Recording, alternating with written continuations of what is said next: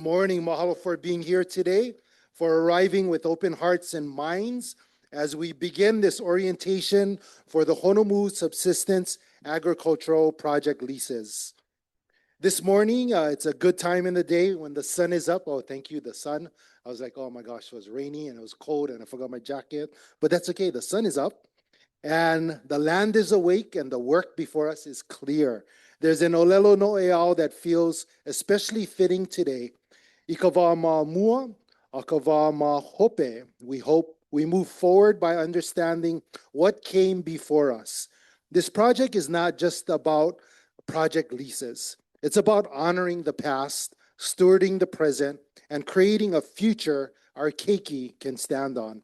I'm reminded of a beneficiary who once shared that when they first stepped onto their parcel, they didn't see just dirt and grass.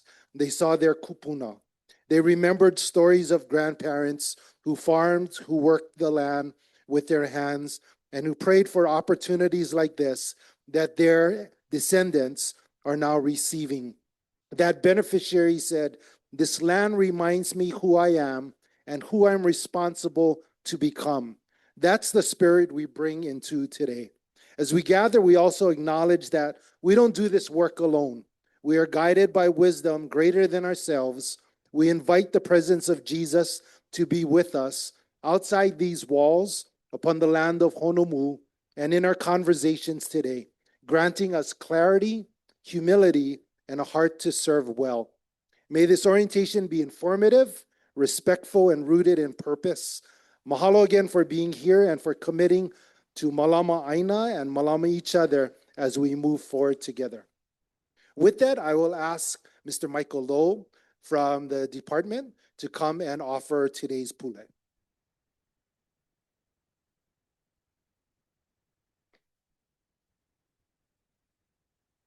Mahalo Kalani. If we could all please bow our heads in prayer. Almighty God, our Heavenly Father, we give you all praise and glory for this beautiful, beautiful day that we can come together as a ohana to discuss the blessings of Honomū Subsistence Ag. We are just so grateful, Lord, for the blessings that you provide for us each and every day. We ask that you please be in our midst as we share information, as we talk story, as we learn about the opportunities ahead of us. We give you all the praise and the glory in the name of our Lord and Savior, Jesus Christ. Amen.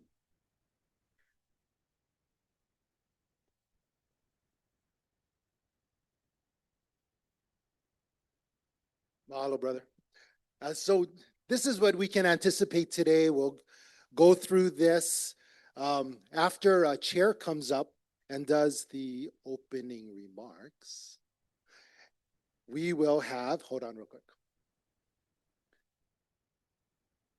We're going to do something a little bit different. We're going to share in a very condensed time the information about the project, what a project lease is, successorship, agricultural resources, home building resources, and then we're going to have a panel here that will answer some questions that you guys might have been thinking of, some things that might have come up in our previous awards in Honomū Phase 1. And so we're going to have a panel of frequently asked questions, and then an opportunity for you all to kind of have some question time as well, and then we'll address it among the panel. And then we'd like to try to wrap it up roughly around 11. Ooh, that's a little bit off. Roughly around 11.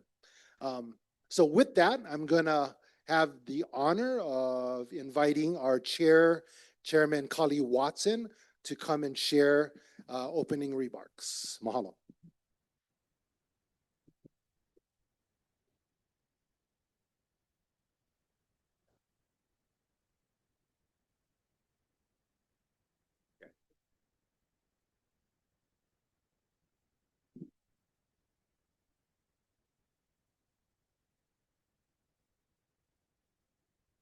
Aloha kako. First, I wanted to congratulate all of you that are here today. Today is an important step, not only for you personally, but also for your ohana, as well as the Honomū community that we're setting up. We've already done Phase 1. You guys will represent phase 2. Now, let me just say that it's not so much about getting a piece of land. It's more about the opportunity that it presents, the use of the land, the opportunity to grow crops, as well as raise livestock. The opportunity, which is a choice, is not mandated, the ability to build a house on this parcel. So, it involves a lot of decisions that, basically going to restore a lifestyle dealing with community, culture, as well as aloha aina. Now, there's Olelo Noeao saying, "Aohe hana nui ke aluai." No task is too large when done together. This is a task. This is a journey. This is a challenge that you, as individuals, as well as part of your ohana, are going to have to take on. But just remember, as you look around, there's a lot of resources, not only our staff, but you also have a lot of educational institutions, nonprofits out there that can help facilitate your efforts so that you are successful at what you're doing. Now, what is a subsistence ag lot? The department has undertaken a concerted effort to kind of address and as well as incorporate and embrace what Prince Kuhio said when he created this particular program over 100 years ago. He talked about rehabilitation of the native Hawaiians by getting them back on the Aina. And literally, that's what we're doing. We're getting you back on the Aina. And by doing that, we hope that you not only get rehabilitated, but more importantly, you can create a situation that will support your family. I mean, we all know, and we look at the prices in the grocery stores, as well as the cost of meat and what have you. It's outrageous. For some of you, this opportunity is more like survival mode, being able to feed your family as well as your ohana, as well as maybe even your neighbors. So it's an effort that really will require consistency, effort, and patience. Now, the thing about it is, if you are able to succeed, it comes with a certain challenge, a certain initial journey that you have to undertake in order to become successful. And when I say and point out all the different resources out there, it goes the other way too. There's a certain amount of kuleana that is placed on you as a participant. You need to not only understand the different requirements that are imposed should you participate in this program, so that you understand this is this is agricultural type. It's not where you set up a garage and start fixing cars, because the community is really dependent on surviving together. There's certain water resources, there's certain, knowledge that you can share and collectively work together in order to be successful. So there's also, the situation where, and in the past, what we've done is given out lots and they remain idle, vacant, and become eyesores. And so if you are going to participate in this program, ask yourself, am I ready for this? Am I going to be doing it?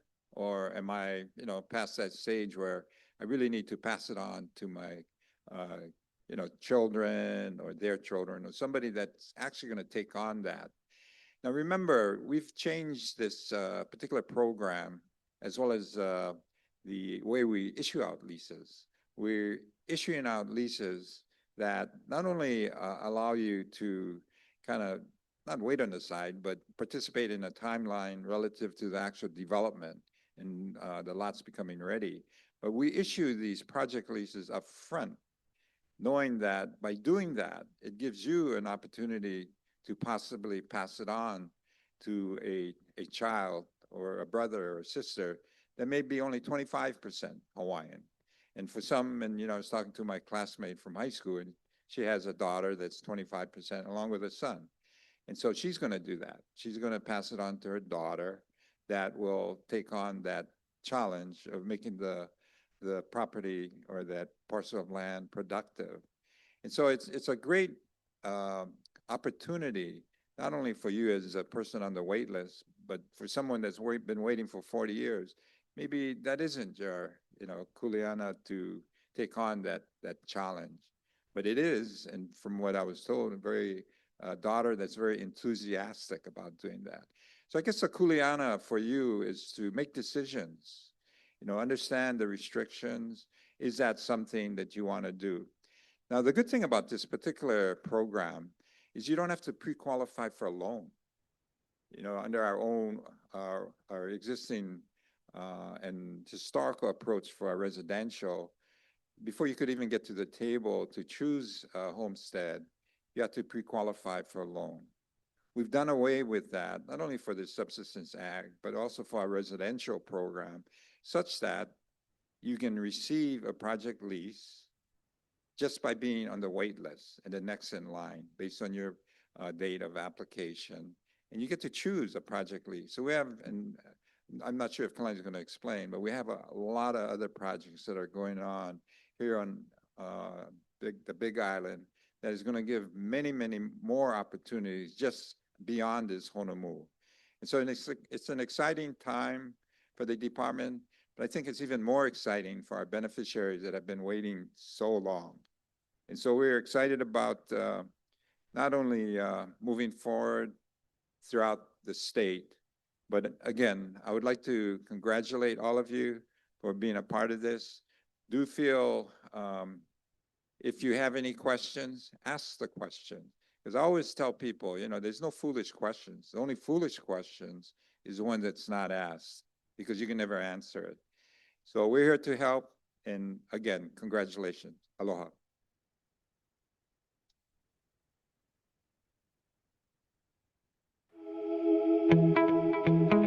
Firewise program is one of our flagship programs that is very much community-based and community-informed. Firewise is a framework. It's a national framework that provides guidance to neighborhoods that want to come together, start thinking about their fire risks, start to find direction, and even take action to reduce those risks. Wildfires are one of the biggest threats to our homestead communities. The success of the Firewise program lies in its ability to empower our communities. It gives our homesteads and its leaders the tools, strategies, and support they need to mitigate wildfire risks in their own backyard. Know your neighbors, your environment. Having this awareness is key. The more you know, the better you can assess the risks of your neighborhoods and create defensible spaces around your homes. We focus a lot on community readiness, community preparedness for wildfire. As you probably know, wildfires are becoming a new reality for us. And there's a lot that we can do ahead of time to prepare ourselves for wildfire. We work very closely with Hawaii Wildfire Management Organization, and they in particular are really good with communities. They have a special place in their heart for the Hawaiian Homes beneficiaries, and they're really just awesome to work with. They did a lot of the legwork, a lot of the connections, a lot of communications. Very seamless, very easy, great staff. Nani has done an amazing job at connecting us and coming out here, or sending, skilled people to come out and assess our areas. Wildfire has always been one of the topics in mostly our drier regions, like Kauai High. I think they've done a fantastic job in the Kailapa Community Association of getting their community as ready as possible for fire. They went through the HWMO program to get Firewise certified. One of the reasons that Firewise program is so important is because firefighting is our very last line of defense. There's a lot that we can do ahead of time, collectively and individually, to prepare ourselves, our families, our homes, our entire neighborhoods for wildfire. 99% of fires in Hawaii are human-caused. This is very much a human problem, which means it's going to require a human solution. Firewise allowed the association to connect. Everybody in our community was super happy, of all the work that we've been doing, trying to keep Kailapa safe, right? And that's the whole point and the key, right, is keeping the community safe. Not just Kailapa, but also our neighboring communities. It's pretty simple and straightforward. It begins by neighbors coming together and forming a Firewise team. We then come out to do a community-wide hazard assessment so that we can get to know the neighbors. We can start to see and identify the hazards and think through what projects may reduce their risks. And then they start planning and take action. In the case of our state's next devastating wildfire event, it is not a question of if it will occur, but when. And are we really prepared for it? It is the department's goal to have our homesteads certified as Firewise communities. So this is a call to action. Connect your homestead leaders, contact your associations, form a hui. The department and HWMO are here to back this initiative. Our commitment to wildfire preparedness is part of our efforts to safeguard our Hawaiian homelands for future generations. It is through partnerships like these that will ensure our communities are resilient and well prepared against the threat of wildfires.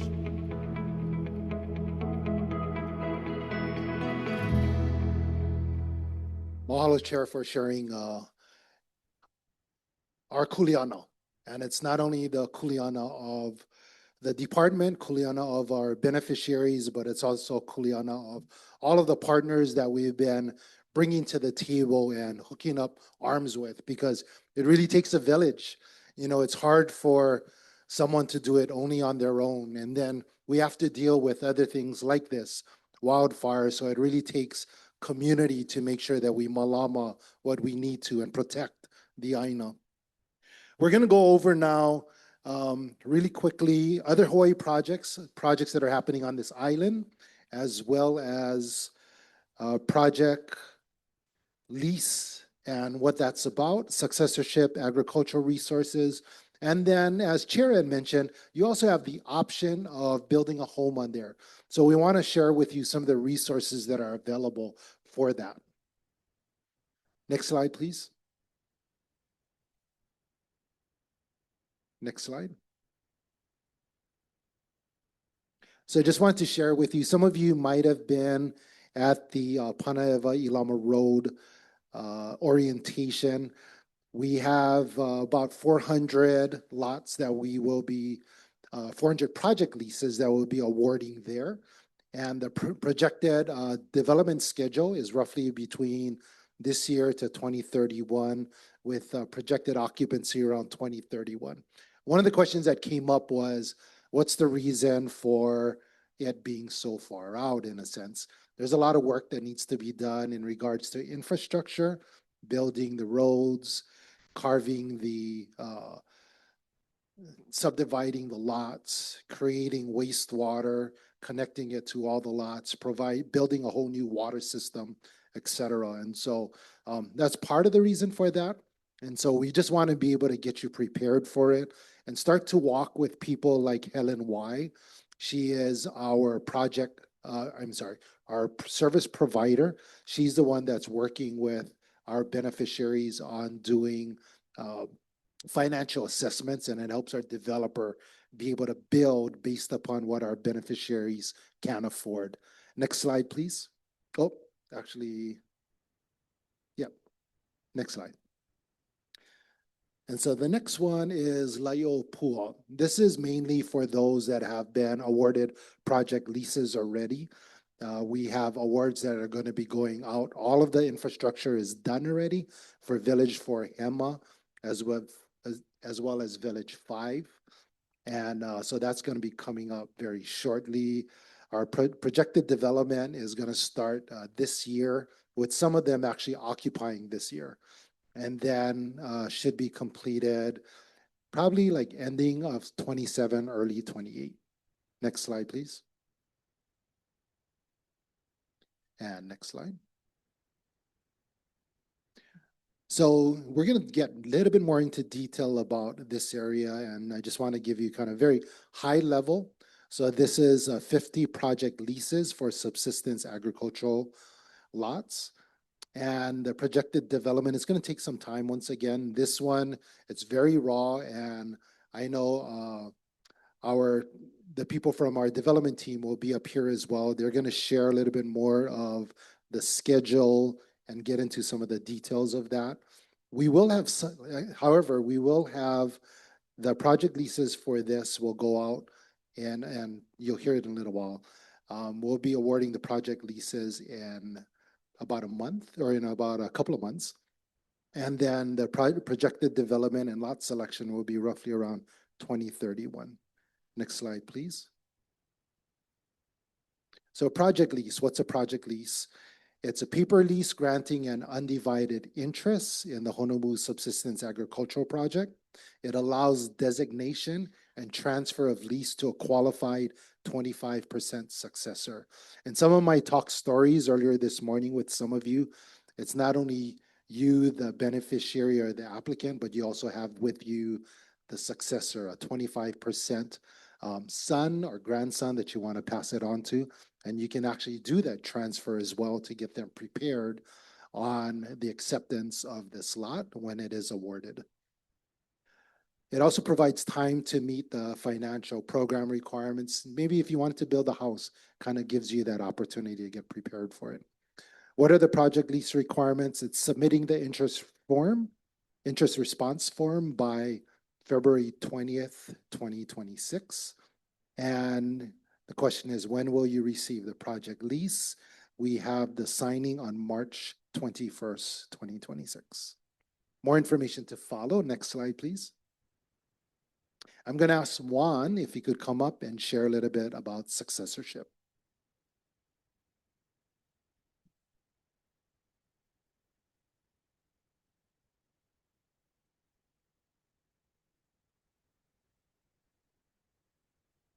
Aloha.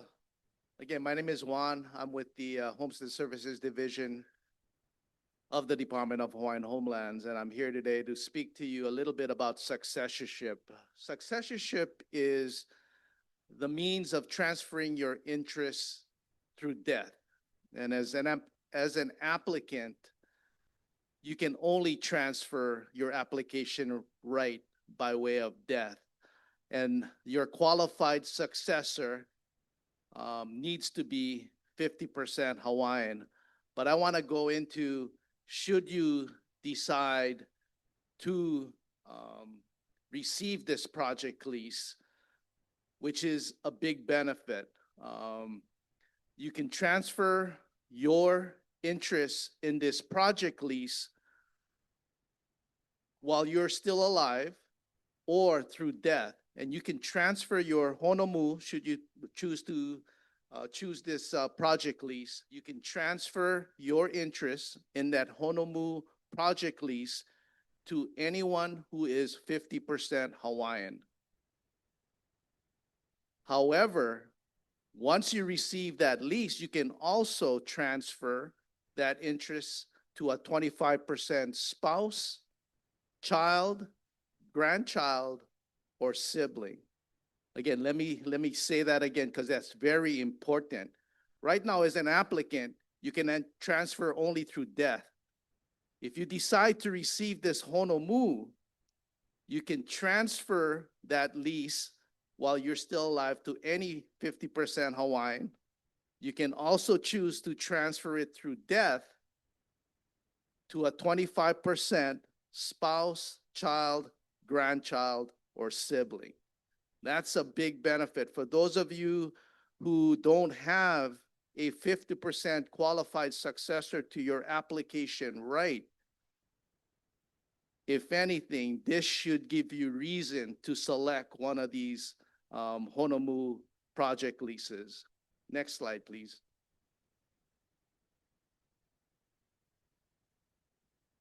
Next slide.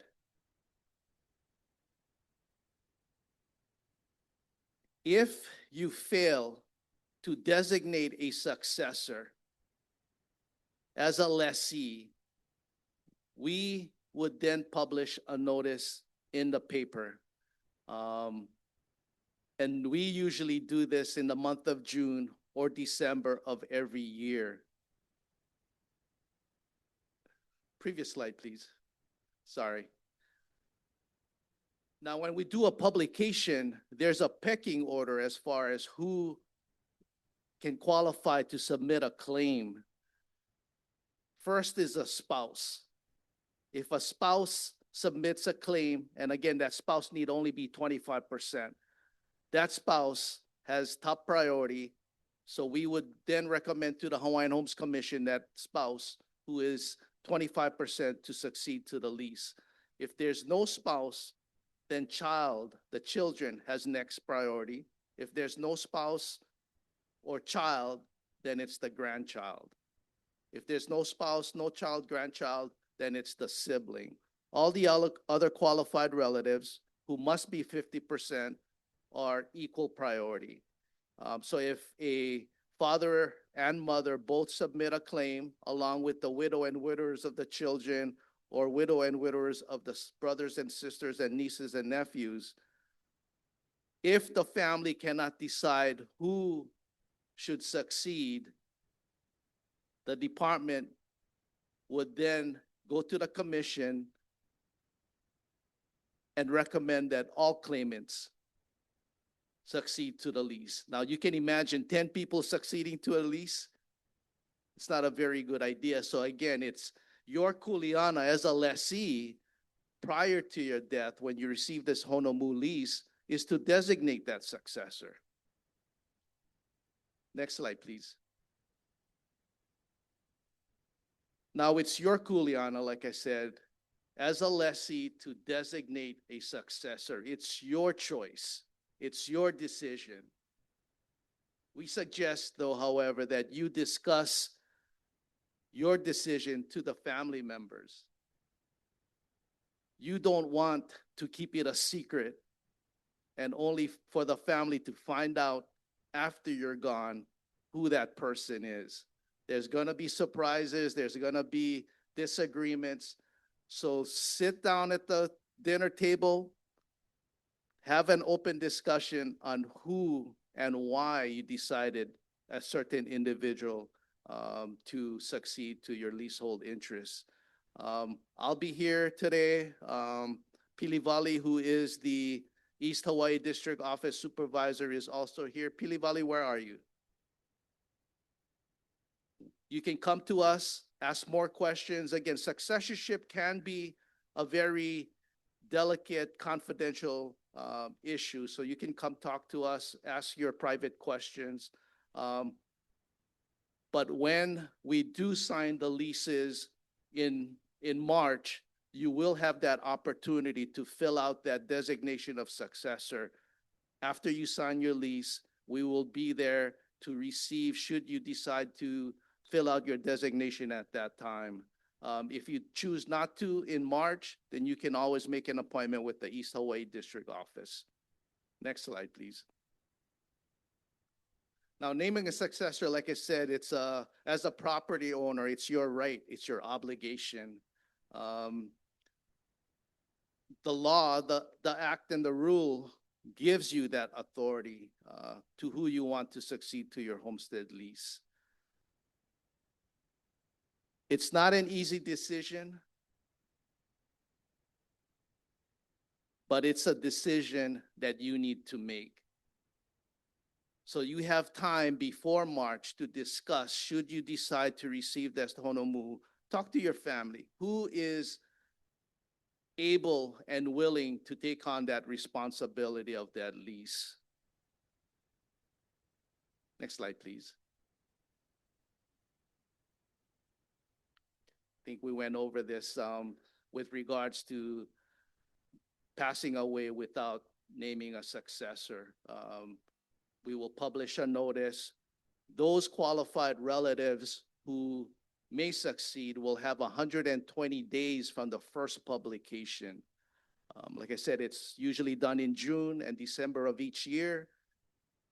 If a qualified claimant comes in on the 121st day, we will not be able to accept that, that claim. So it's very important that the claimant submit that claim within 120 days from the first publication.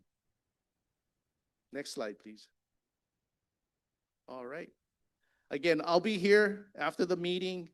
Come and see me and Pilivali. We'll be more than happy to respond to any questions you may have with regards to successorship.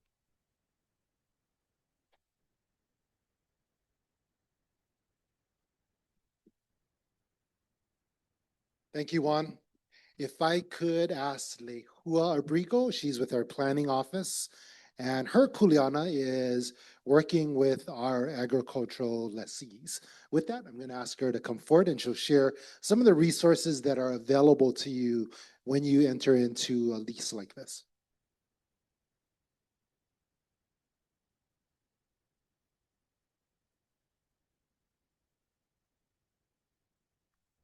Aloha kako. Yes. Our kupuna understood something powerful. When we care for the Aina cares for us in return. And today, agriculture is how we live that truth.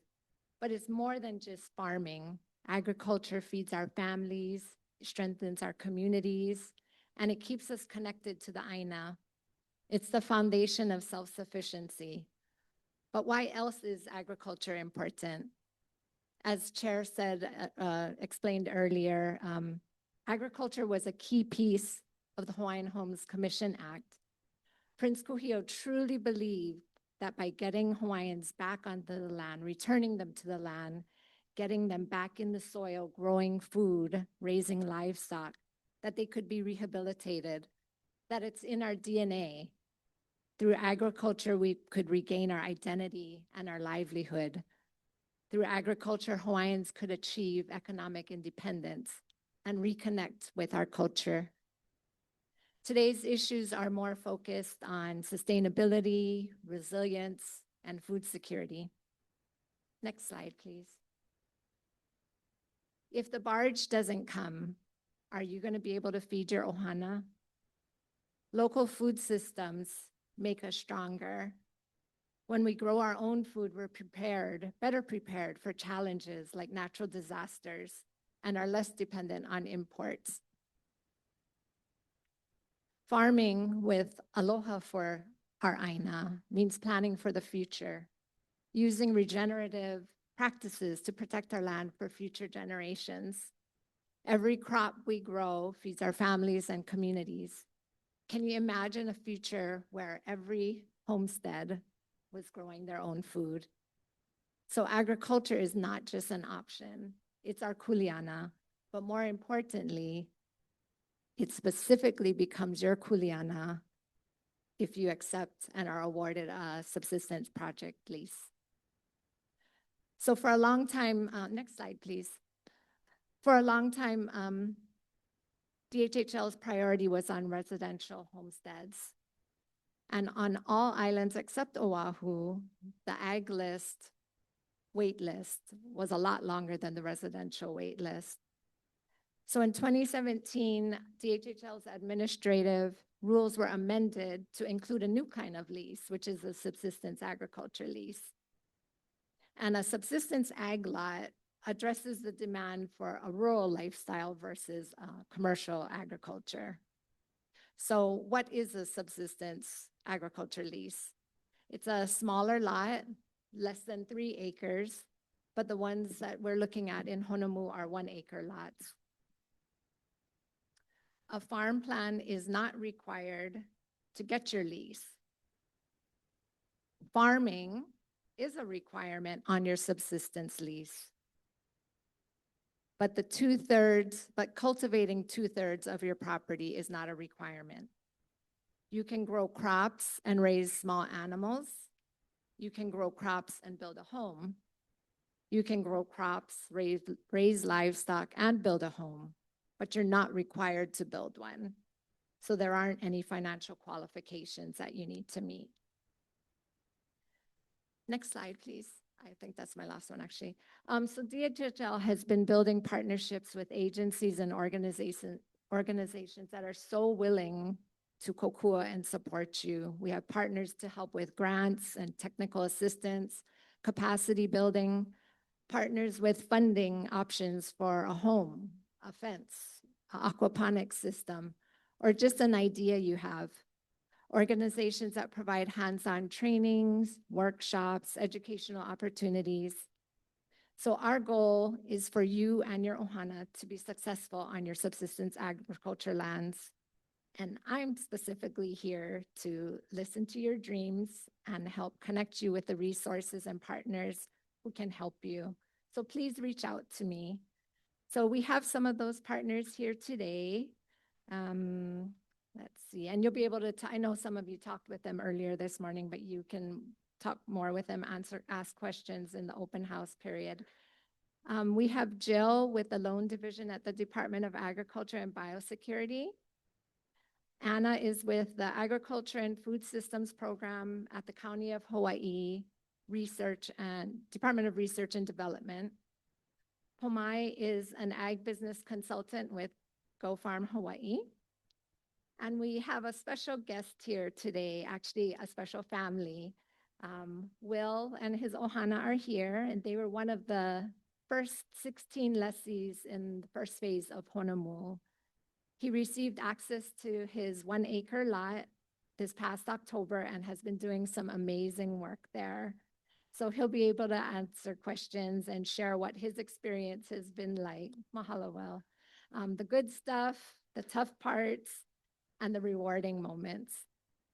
And last but not least, we have a long-standing relationship with CTAR, which is the College of Tropical Agriculture and Human Resilience. Through this partnership, DHHL funds a dedicated extension agent who works exclusively with DHHL ag lessees here on Hawaii Island, Kirsten Akahoshi brings incredible experience in all areas of agriculture. She's an amazing resource, and we're truly, truly grateful to have her be able to support you, our beneficiaries. Kirsten.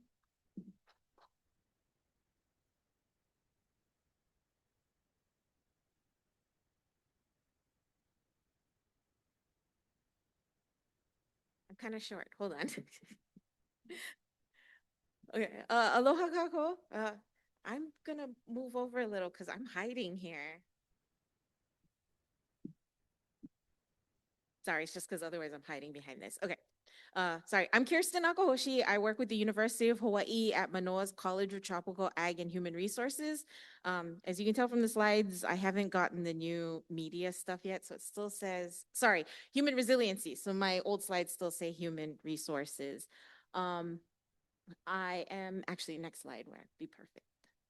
Okay, so I work for the Cooperative Extension, which is a part of CTAR, which is under UH Manoa. And as Lehua mentioned, DHHL does have a cooperative service agreement with CTAR to provide a dedicated extension agent for the ag and pastoral homesteaders. There are 3 of us in the state. I'm specifically for Hawaii County. There's also Gwen on Maui and Kyle on Molokai. Really quickly, because a lot of people don't understand what extension is, extension is basically an interface between the resources and the knowledge that the university has and our stakeholders, and which for me would just be homesteaders. I'm sorry, I usually have a much longer presentation, but I'm going to keep it short this time. So next slide. So very quickly, what I do is I do provide workshops to give people the skills and the knowledge in their toolbox so they can do ag. I also do partner with other extension agents. That's that further picture. Probably the biggest benefit to you guys is that I do a lot of the on-farm visits. So I will go to your farm. I will help you troubleshoot if you have disease issues, which is pest and disease issues, which is the picture that I have there. But then I'll also help you in your development stages. You have questions about things that you want to grow. I can help you choose varieties. I can help you with any soil issues that you think you may have. And I can also tell you what may not work based on your location and your elevation, prevailing pests, prevailing diseases for your area. And that's what I do for the guys who are on the ground. And the next slide is what I can do for you. Oh, I'm sorry. I only had 3 slides. Okay, so what I can do to help you guys, and this is what you have your project leases so you don't have the INA yet, is I can invite you over to our workshops so you can get the toolbox that you're gonna need to be successful on your land. If you are interested in trying stuff wherever you currently are so that you can build those skills, because obviously me just talking to you isn't exactly going to build that hands-on experience and knowledge. So if you want to start something where you are, let me know. I can work with you so that we can get you the materials. I can get you those skills, just so you can build it up and be ready for when you get the land, you can just hit the ground running. And that was it in a nutshell. If you have any questions, I had an additional slide with my information. If you guys wanted to screenshot it, come meet me in the back. I can give you my card. You can sign up for my email list so you can see all of the workshops that I'm doing. And my email list, I also send out opportunities that I find even with other agencies, and any opportunities that I think would be useful. So announcements on funding, announcements on deadlines for certain programs, even if they aren't mine. I just like to get that information out to all of you guys.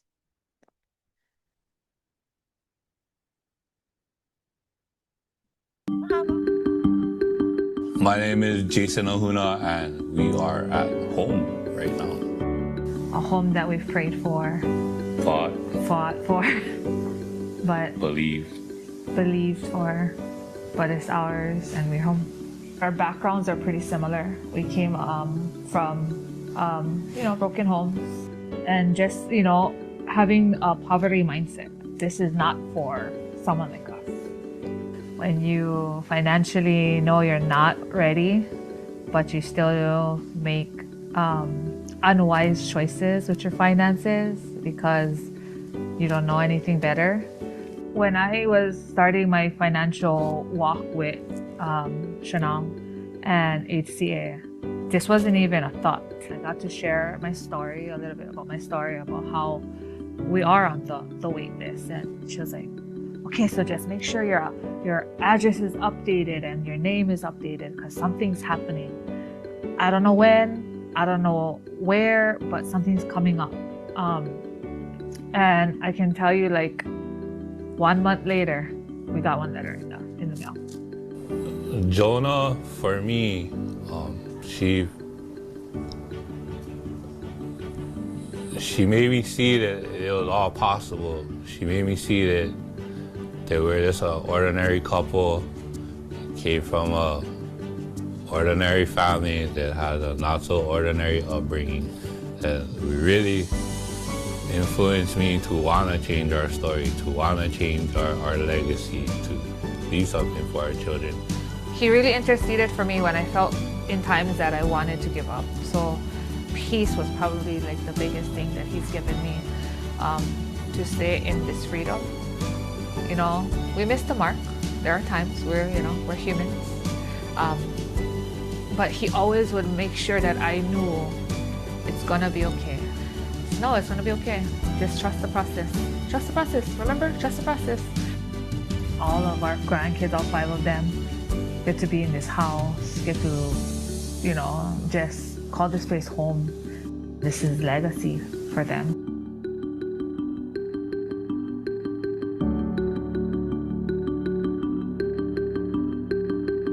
Wow, it's so loud in here. He goes, I love it.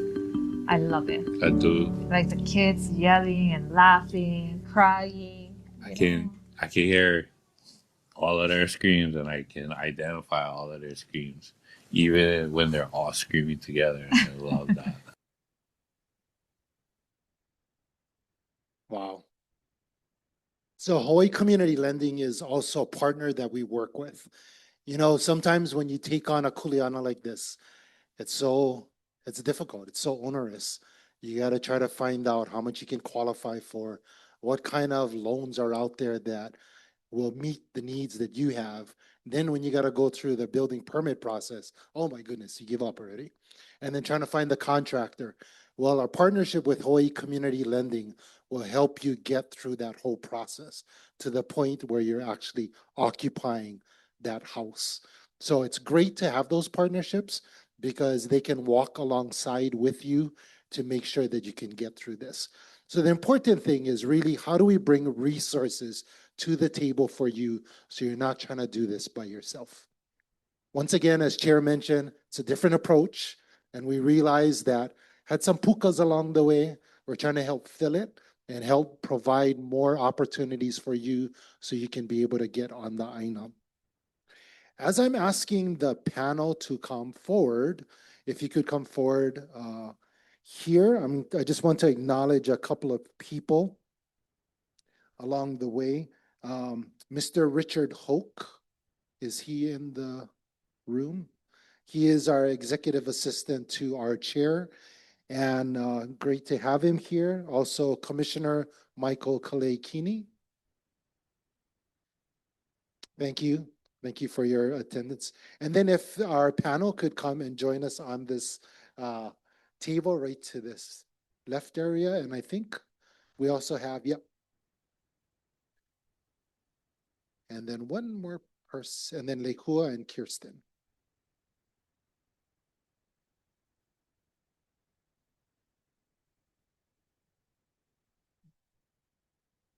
Next slide, please.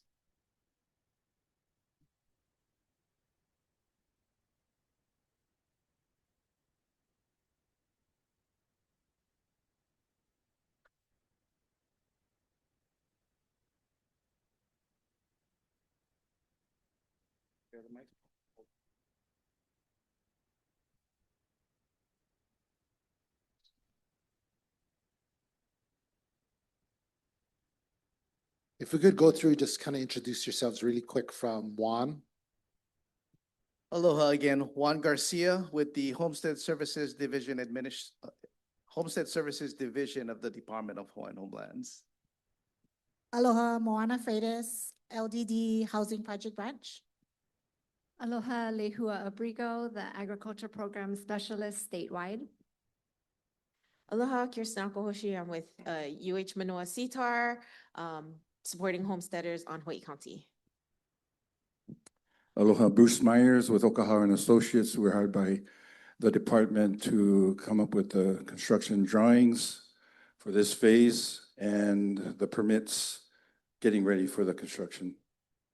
Thank you, guys. So the first question, what type of project leases are being offered at Honomū? So currently, as you all know, we're here for subsistence agricultural lots. Project lease, again, lease to the subdivision for future development. When they say sub-ag, as you guys heard a few times, smaller lots, crops, and small animals that you guys can have, right? And it's mandatory, right?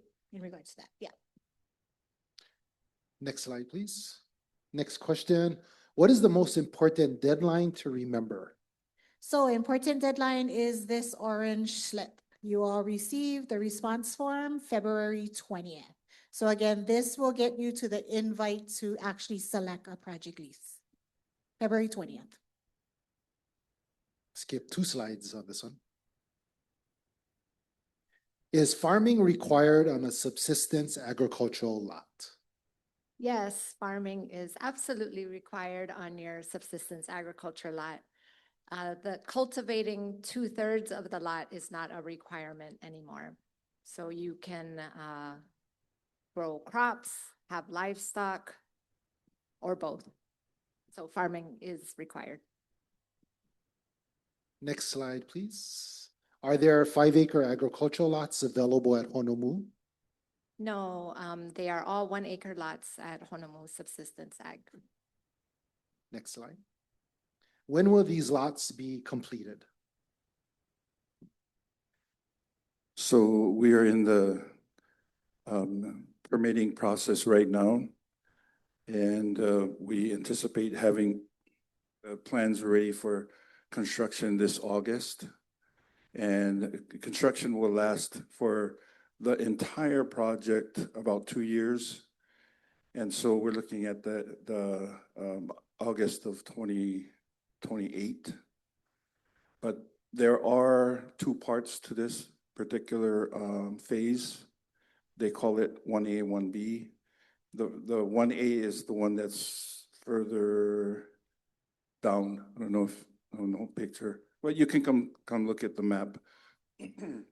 The 20 lots that are on the bottom is the first 1A or 2A, and then the one on the top is the second part. So it's possible that the first part might be able to go out sooner. Hey, Bruce, during our Q&A time, we can get the map up there and okay. Mention that. Next slide, please. What infrastructure will be available? So we'll have the roads that will come in. It does not have water lines. We're relying on the rain for this area. We will have also power that will come in as overhead power, and it will come to your lot. It will come along the roads. And from there on, you will have to tap into the power line if you build a house. Hey, Bruce, I'm gonna stay with you real quick. What is for the access roads, what's the reason why it needs to be AC or asphalt concrete? Well, the roads are intended to be dedicated to the county of Hawaii so that they can maintain it. And so there's a standard that's required for them to be able to do that. And that's one of them, is for it to be paved. The whole right of way is paved. And one of the reasons why we're doing that is we only have so much staff on the maintenance side. And a lot of times when we build it, we actually want to turn it over to the counties because they have the staffing, they also have the resources, and they have the funding. And so we'd like for making sure that as we develop our new properties, we're moving these over. One more thing I had, Bruce, for you, telecommunications. You got anything else? Yes, there will be the power and telecommunications for you. Exactly what vendor that is, I'm not sure. Okay. But we'll have, but I should also add that if you do build a house, you have to provide your own sewer treatment, which is with a IWS or an individual wastewater septic tank leaching field. And right now, no, not right now, but in perpetuity, forever, there's no sewer that's allowed for new development because of the new law that's going to come up in 2050, that everything needs to be converted. So if you have a sewer now, those need to be converted. So that's the reason why septic tanks and individual wastewater systems. Yeah, I think you mean cesspools, yeah? Sorry, Yeah, cesspools. Thank you. Next slide, please. You kind of answered this. Will utilities be available at Honomū? Yeah, I mean, it's power. Power. Power. Okay. Power and communications. Okay. Next slide, please. Will I need to pay real property taxes? One. Yes, but let me clarify that yes answer. You're receiving a project lease. So when the lots are completed, your project lease will be amended to provide your commencement date when that lot is completed. So the commencement date will begin when the lots are completed, and there is a 7-year exemption from that new commencement date. It's after the 7th year that the county will begin assessing your real property taxes. Hey, Juan, if I already have a DHHL residential lease, can I live on my Honomū lot? Hopefully you do have a house on that residential lease right now. If you have a residential lease and you're residing at that residential lease, remember that this Honomū Subsistence ag lot, it's an option to build a home. You're not required to build a home. But if you do decide to build a residence on that Honomū lot, you can't have 2 residential homes. So you will need to then decide which one you'll keep and which one you'll decide to transfer to a 25% child that has the ability to maintain and upkeep that residential lease. Did I answer? Next slide. So this is the question that Juan had just answered. Can you go back to 10 real quick? More for the people that are online. Thank you. Next slide, which is question 11. How does project lease selection work? Okay, so coming back to the response form, right? February 20th, important date. These people who show interest, hopefully all you are very interested in this opportunity, will then be put on an interested list, eligible interest list. That list then gets ranked according to your application date, and that's how we will call you to the table to select a project lease. So selection again is interested applicants, original application date, and call to the table to select. Thanks, Moana. Next slide, please. What happens if all available project leases are selected before my name is called? So as this project doesn't require any financials or any real eligibility besides showing your interest, if we get to the 50 lots and we do have extra applicants, you will still remain on the application wait list. You will not be penalized and move to the bottom. So you stay exactly where you are at your original application date. You know, the department is working hard to establish or find areas that are suitable for agriculture. So trying to identify in the future, what are those opportunities? There may be some in Panaeva that will come up close to Ilama Road where we're doing the residential. There's some areas that are going to be coming up in Honoka'a, but this is in the future. So it's not anything that's like close to this Honomū offering. But just note that the department is working on that. Do understand that there's a need and a desire to be able to get a agricultural lease. So we're really moving aggressively to find and identify those lots. Next slide, please. If I live off island, how long do I have to relocate? Once the lots are completed, and you're able to have access to that lot, like I said, your lease will be amended to reflect a new commencement date. You will have 3 years from that new commencement date or that amended commencement date in which to reside. You will have to reside on the Big Island. So 3 years from the new commencement date. Can we stay right there? So you said the new commencement date starts on the day that you occupy. So does that mean your 99 years now starts from that time? That's correct. Okay. Yeah, so with the project lease, there'll be a commencement date for the project lease. But as you know, you don't actually have a lot. But when the first lots are completed around 2028, we will issue you another commencement date. So from that new commencement date, you will have 3 years in which to reside on Hawaii Island, and your 99-year period will also commence in that new amended commencement date. So quick questions thing there as well. Do things change if I do a transfer to my child as far as the commencement date, or same rules apply? No, the commencement date will be fixed. So if I decided that, like I was talking to Frank and Kaulana earlier today, Frank is anticipating or planning on giving his Honomū lease to his son. The conditions of the lease will be fixed. So the commencement date, once it's amended, will be the commencement date. Okay. 99 years will start from there. The 7-year exemption will begin from that new amended date. Thank you, Juan. And last question, can I accept the Honomū lease and later move to another agricultural lot? No. Now, if you're accepting this Honomū lease, your application on the wait list is canceled, right? But as the example of Frank, and hopefully Frank and Kaulana don't mind me using you as an example. Frank receives the Honomū lease. He transfers that interest to his son, Kaulana. Frank has the option to go back on the list. He's 50%, he can go back on the list. However, he'll be placed at the very bottom.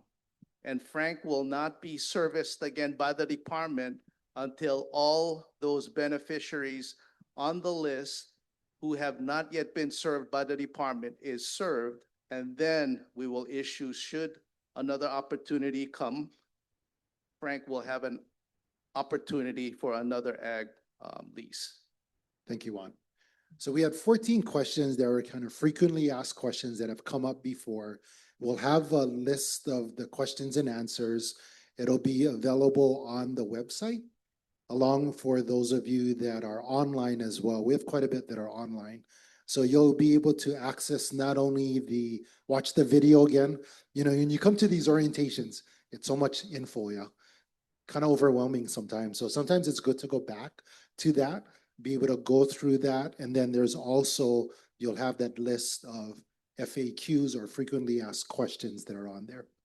At this time, we're gonna open it up to the questions and answers if you have questions.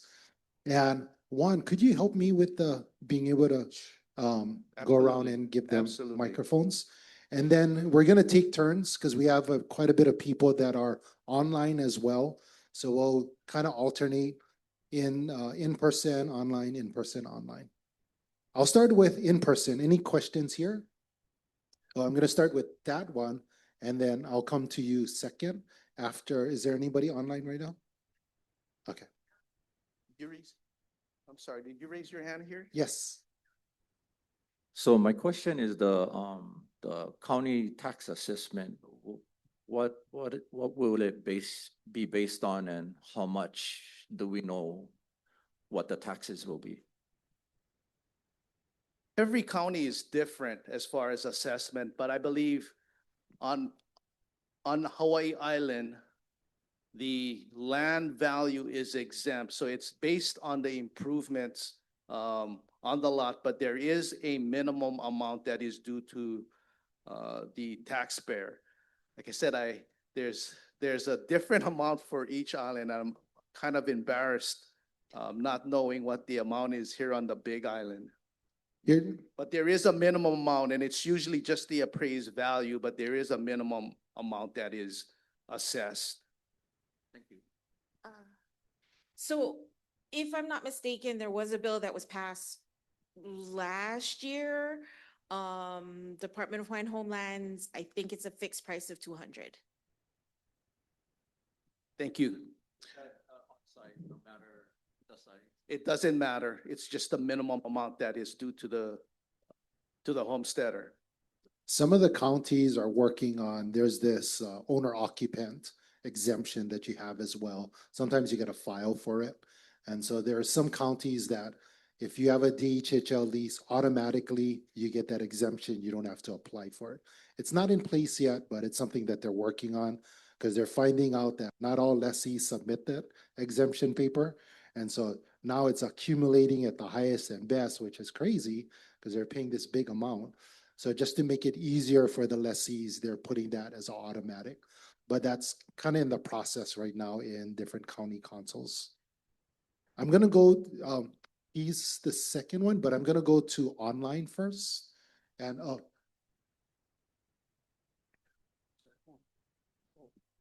You went online? Yeah. Okay, so I have a question. Does the interest form receipt date of 12/20/26 remove them from other opportunities during the 2-year time? The project development time? Moana, can you do? Oh. So if I'm hearing this right, you're asking if they show interest? Okay, so if they show interest, the selection to be for the project leases is March 21st. So as soon as they select, they will become a lessee and yes, be removed from the application waitlist. So just because you express that you're interested, it doesn't mean that you get removed from it. It's not until you actually sign the lease itself. Yes. Then we go to commission and that whole process begins. Coming here. Yeah, my question is regarding a transfer. If I get awarded, I'll transfer to my son. And so that knocks me off of the agricultural list. But then my nephew, who's 25%, due to circumstances beyond his control, he doesn't have anybody to leave it to. And so in our family, I got, 50%. So he said, Uncle, I'd like to transfer the property to you. Is that possible where I would be penalized in any way? Transfer of leases, like I said, one of the big benefits on accepting the Honomū lease is you can transfer to a 25% spouse, child, grandchild, and sibling. Transferring that lease to a nephew requires the nephew to be 50%. It's the other way around. He's the 25%, but he's gonna give it to uncle who's 50%. Oh, then, so your nephew is an existing lessee now, and he wants to transfer to you. Yes, then a lessee can transfer his or her interest to anyone that is 50% Hawaiian, regardless of the relationship, but that person has to be at least 50% Hawaiian. I'm gonna go this way, but I just wanted to say, uncle, I'm 50%. No, I'm just kidding. No, I'm just joking. One day I'm gonna get to Waimea. Go ahead, online. Online, okay. So this person was called up to be awarded a Honomū lot at the last awarding. He stood in line and was told there was no more vacancies. Does that mean he's at the front of the line now? I will ask.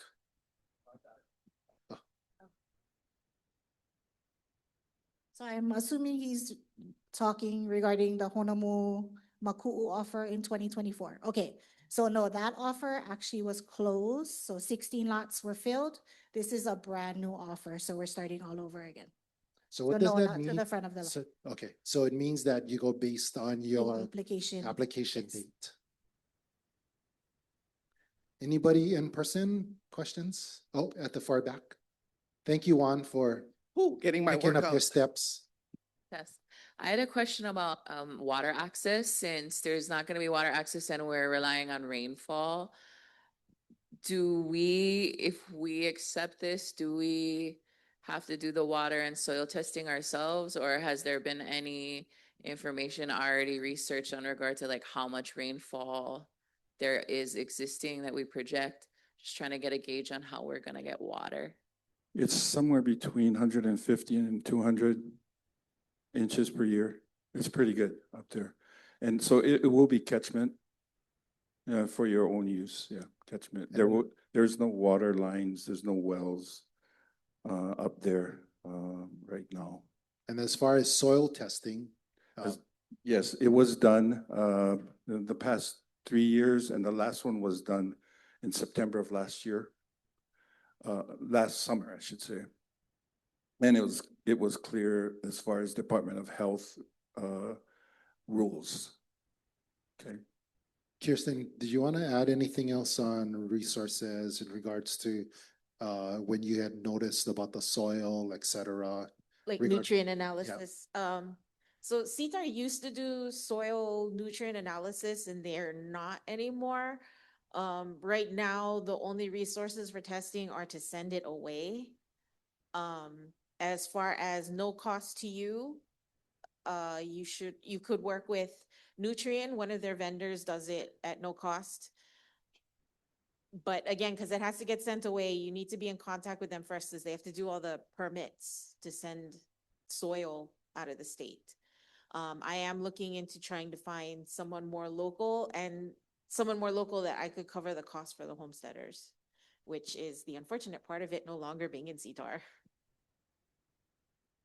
Thank you. Okay, hold on real quick.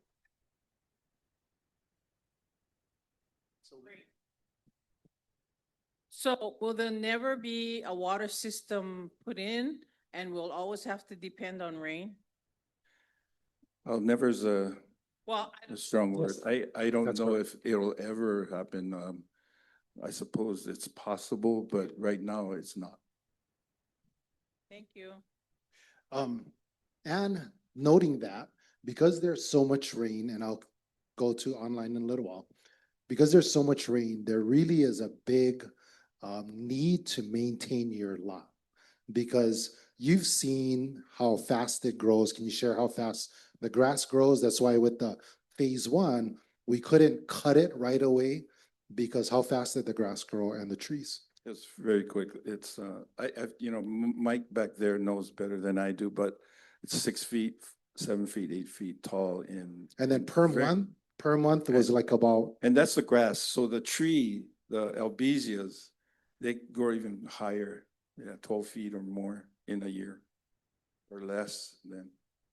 So, you know, the hope is that before it's actually turned over, that those trees are controlled. And, but then once you're on it, you need to maintain it. Thank you. Online, please. Okay, to confirm, on the March date, do lessees pick an actual lot or do they get a lease and with no lot selected? Can you pass that to? So again, right now we're offering project leases, no lots. So project leases is subdivision prior to development. The lot selection will happen closer to when we complete the project itself. So we know exactly what areas would be available at that time. As Bruce was mentioning, we are kind of incrementally doing it, completing a certain area at that time. Part of it is due to also additional funding that may be needed for another section of it. So in person. So my question is, with all the vegetation, are they clearing the lot or just making the roads? You know, like existing big trees and stuff? So can I hold it? So we want to make sure that, and I'll ask Bruce to answer it. You know, there is what we did and I'll ask Bruce to kind of give a little bit more information. There's a certain time of how much we clear because of the rainfall and the growth that happens. We had to wait until we knew that they're going to occupy. And then from there, I'm going to turn it over to Bruce and you can give the details of that. Yeah, so the goal is to try to clear the grass and the trees right before you folks, you know, occupy. That's the. So when we did the blessing for those lots that were up there, we had done the cutting like right before, and then so they could kind of paina and so on. Some of it still needed to be kind of brought down a little bit more. So we had our contractors there as well. But it was like literally days before we had done the blessing because the growth is so quick. Online. Okay. This is about workers' quarters. If I choose not to build a primary residence on the lot initially, are workers' quarters permitted for a subsistence operation on this parcel? No. Workers' quarters are not applicable on subsistence ag.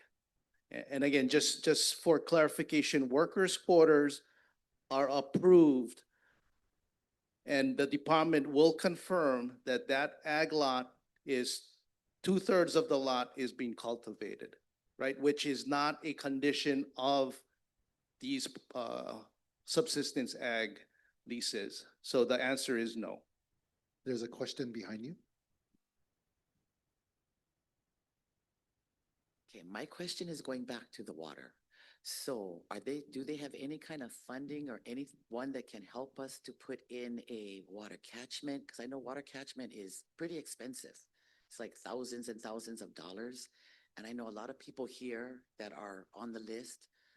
I'm like the youngest one, so everybody's pretty much older than me and we can't afford it. So how are we going to put in the water catchment so we can farm our land? Because without running water, you really can't farm. My brother's been farming for over 30 years and he said, sister, you're going to get the land. We need water. If there's no running water, you can't survive. And I'm not the farmer. He's the farmer. He's going to help me out. So how do we do this? Because if I'm this old and I've got to pay for it, how are these people going to afford it? And then on top of that, if we build a house, we have to pay for the septic, then we got to pay for all the water lines. And if I'm not mistaken, if we're not on the front where the road is, we've got to pay for a electric pole to come closer to us. Am I correct or incorrect? I'm not too sure. Yeah, that's what I'm talking about. Because But most of the way we're running it, and it's not deep, right? And correct me if I'm wrong. The lots are not going to be so far away from each of the poles. The way we ran the last one. We're trying to make it right up. close. Yeah. But it's still not in your property. It's in the roadway. Okay, so will we So have to part of pay that- for a pole Yeah. to bring it closer to our property? That's my question. If The we're way not we've on the built it, you should have access to it without doing another pole that's required by HELCO. Okay, that's good, because I know at the first one, because I went to the first meeting, they said you'd have to put in a pole, and I was like, ooh, that's kind of expensive. on top of putting in. In the water. first phase? The first phase. In Honomū, they said if you're far away from the main road, you would have to put in a pole. It was a disclaimer, just in case if you was Okay. going way Okay, well, far. that's what I heard. But the poles are, the way they built it, the poles are close enough to each of the lots. Okay, that's good. Yeah. That's really good. So one of the things that you've seen on here was because of the questions that you have is what are those resources? And so the reason why we have partners is because the partners help find those resources. We've been cash poor for so long, and that's why you haven't seen the program move as quickly as we have. But now we're trying to leverage the monies that we have and look at financing it and just being creative of where our funding comes from. So that's why we got to partner up with these partners. And I'm going to look at Kirsten as well as Lehua, if you could kind of contribute to some of the resources that may be available to them regarding the question that she had asked. So as far as ag water goes, there are some resources. If you're cultivating, if you partner with, say, NRCS, which is part of the USDA, so Natural Resource Conservation Service, they do cost share programs to help you with resources like water, so they can help with different ways of water catchment. As far as water for your production, it does depend on the type of production you're gonna do. So again, there is a lot of rain. So most times you won't need irrigation, but say you do like a high tunnel, which is protected, you will need some sort of irrigation. And so you'd look at resources like that for catching water. But this is ag water, not the household one you were talking about. Lehua, did you want to answer anything? So the other thing was the other resources from Hawaii Community Lending. As you look at a dwelling house to reside as well as some kind of septic system, they actually have funding for that. And some of that funding is also facilitated. It comes from the county because they have some housing monies that they are directing towards beneficiaries to benefit from it. And Hawaii Community Lending is the facilitator of those funds. So they look for opportunities like the ones that you brought up to be able to provide loans and so on, that you could be able to go and work with them to be able to find those types of resources. I'm going to go online. Okay. So for water, are they able to tap into the county water line, and can they build their own well, drill their own well? There's no county water nearby. It is possible, I suppose. I don't know if there's any restrictions on Hawaiian homelands that I cannot speak to. It's not as easy because there's certain processes you got to go through at the Water Commission. And then there's also a line of how you line up for those things. And then, of course, where the location of it is as well, the depth of how deep you got to go and the cost. Cost is really expensive to dig a well. It's not as easy. It's not like you can just like grab one shovel and dig. I mean, it's pretty lengthy and quite expensive. I'm going to go in person. Any other questions in here? One more on this side.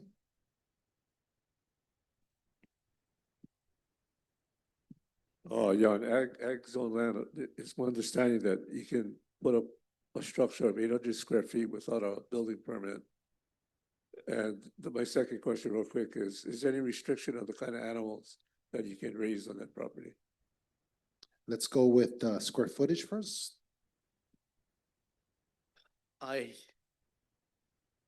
Each county is different. It's based on Again, county standards. I'm not familiar with that requirement in terms of the building, but I'm pretty sure you still need a permit for if you're gonna build a structure, 8 by 10, for example. Yeah, he did. And that is what kind of construction? So what we could do is Like a shed? we can have a building link shed. to the county and you can have access to we'll make sure that that question is answered. And there's a link to the county website that answers that question. In regards to what type of animals, etc. Sorry, really fast. The Yep. ag building, There was a state something about ag building, and the only reason why I know it's state is it was signed by Abercrombie, regarding not needing a permit for ag structures. There were requirements. I have that entire thing printed out in my office, but I did hear last year, maybe 2 years ago, it might have been repealed, so I've got to double check that. But I mean, if you're hearing it from planning, I suppose they would know better than I would. So we'll have that available on the website.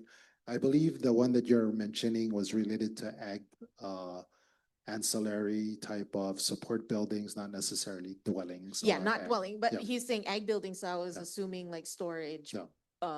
So we can, beds. we'll provide that on the Yeah. website for them.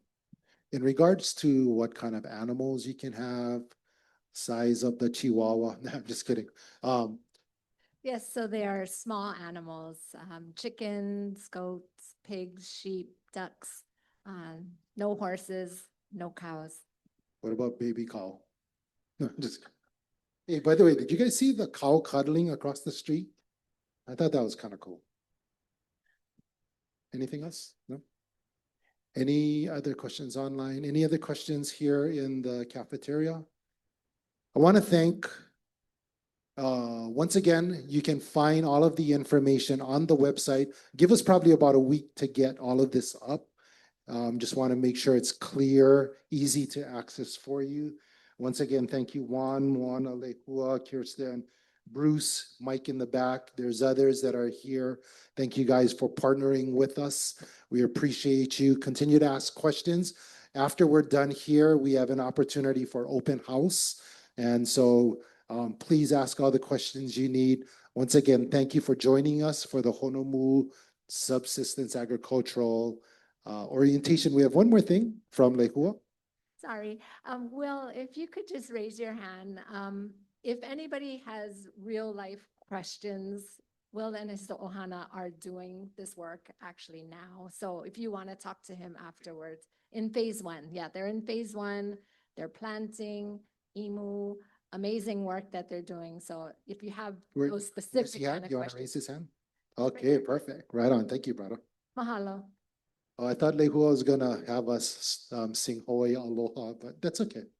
Okay. Once again, thank you guys. Mahalo. Have a wonderful Saturday. Aloha.